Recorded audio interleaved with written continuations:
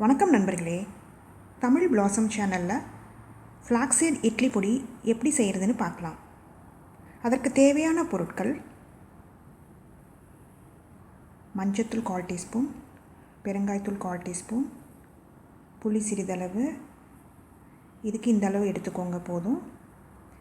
பூண்டு 7 பல், 10 வரமிளகா, உப்பு தேவையான அளவு, ஜீரகம் 1 டீஸ்பூன். இது ஃப்ளாக்ஸீடுன்னு சொல்லுவாங்க, ஆலி விதைன்னு சொல்லுவாங்க. எந்த கப்பில் நம்ம அளந்து எடுக்கிறோமோ அதே கப்பில் வேர்க்கடலையே அளந்து எடுத்துக்கலாம். அதுதான் ரேஷியோ. இப்போ வேர்க்கடலை வறுக்காத வேர்க்கடலை எடுத்துருக்கிறேன். இப்போ எண்ணெய் எதுவும் ஊற்ற வேண்டாம், அப்படியே வேர்க்கடலை வறுத்து எடுத்துக்கலாம். சிம்லேயே வச்சு வறுத்துக்கோங்க, அப்படி இல்லைன்னா மேலே சீக்கிரம் தீஞ்சிரும். வறுத்த வேர்க்கடலை இருந்ததுன்னா 2 நிமிஷம் அப்படியே வறுத்துட்டு நீங்கள் இட்லி பொடி அரைச்சிக்கலாம். நீங்கள் வறுத்த வேர்க்கடலையே உப்பு வேர்க்கடலை கிடச்சிச்சு அப்படின்னா உப்பு நீங்கள் பார்த்து சேர்த்துக்கோங்க இட்லி பொடி அரைக்கிறப்போ. இப்போ பாருங்கள், இந்த அளவுக்கு வறுத்தா போதும். கலர் மாறிடுச்சு பாருங்கள். தோலில் நீக்கணும் அவசியம் இல்லை. இப்போ இந்த பிளேட்டில் போட்டுடலாம். இது கொஞ்சம் ஆறிட்டுருக்கட்டும். ஃப்ளாக்ஸீடை போட்டு வறுத்து எடுத்துக்கலாம். இது ஆலி விதைன்னு சொல்லுவாங்க. ஒமேகா 3 ஜாஸ்தி இருக்குது, உடல் எடை குறையும், இதயத்தை ஆரோக்கியமாக வச்சுக்கும். சிம்லேயே வச்சு வறுத்துக்கோங்க. பாருங்கள், வெடிக்குது பார்த்தீங்களா? இப்போ அடுப்பை ஆஃப் பண்ணிடுங்க. அந்த சூட்லேயே நல்லா வந்து பொரிஞ்சிரும்.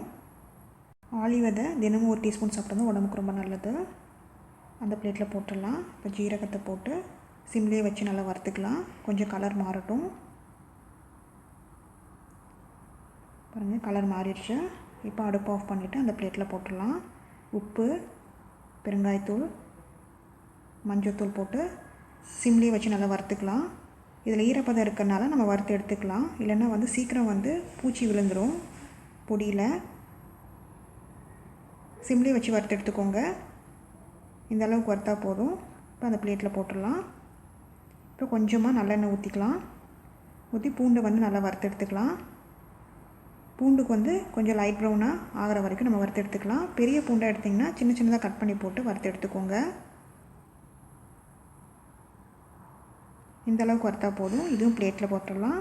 அதே எண்ணெயில் புளியை சின்ன சின்னதாக கட் பண்ணி போட்டுக்கோங்க. இதில் ஈரப்பதம் இருக்கும், அதனால் நம்ம புளியை வந்து வறுத்து எடுத்துக்கலாம். அப்போ தான் சீக்கிரம் வந்து இட்லி பொடி வந்து பூச்சி பிடிக்காமல் இருக்கும். சிம்லேயே வச்சு வறுத்து எடுத்துக்கோங்க. இந்த அளவுக்கு வறுத்தா போதும். இப்போ அந்த பிளேட்டில் போட்டுடலாம். இப்போ வரமிளகாவே இதில் வறுத்து எடுத்துக்கலாம். நான் 10 எடுத்துக்கிறேன். நீங்கள் காரத்துக்கு ஏற்ற மாதிரி நீங்கள் எடுத்துக்கோங்க. இது சிம்லேயே வச்சு நல்லா வறுத்து எடுத்துக்கோங்க. இதையும் அந்த பிளேட்டில் கொட்டிடலாம்.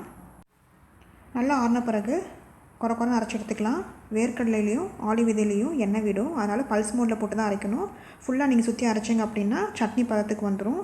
இந்த மாதிரி குறை அரைச்சி எடுத்துக்கோங்க. இட்லி, தோசை, சாதத்துக்கு ரொம்ப நல்லாயிருக்கும்.